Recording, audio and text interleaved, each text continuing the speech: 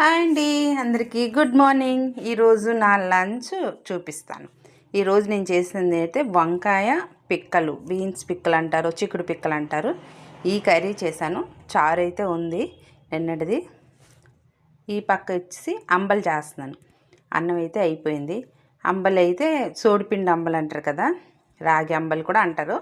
ఆ అంబలు అయితే చేస్తున్నాను. ఉదయాన్నే బ్రేక్ఫాస్ట్ అయితే నేను దోశలు చేశానండి.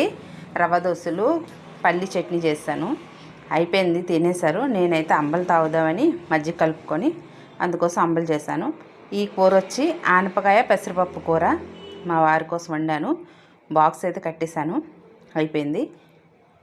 ఈ అంబలతో తినేసి ఆ తర్వాత నెక్స్ట్ ఒక మంచి స్వీట్ అయితే చేశానండి. చాలా బాగుంది. అది ఆనపకాయతో చేశాను. ఆనపకాయ తెలియని వాళ్ళు ఇలాగ హల్వా కనుక చేసుకుంటే చాలా బాగుంటుంది. అంటే ముందు ఇది ఎలా ఉంటుందో టేస్ట్ చూసిన తర్వాత వీడియో ఇంకోసారి నేను చేస్తాను అనుకుంటున్నాను. టేస్ట్ అయితే చాలా బాగుందండి. మరోసారి నేను చేసినప్పుడు ఖచ్చితంగా మీతో షేర్ చేసుకుంటాను. జీడిపప్పు బాదం దండిగా వేసాను అనమాట. సూపర్గా ఉంది. వీడియో నచ్చితే లైక్ సబ్స్క్రైబ్ కూడా చేసుకోండి.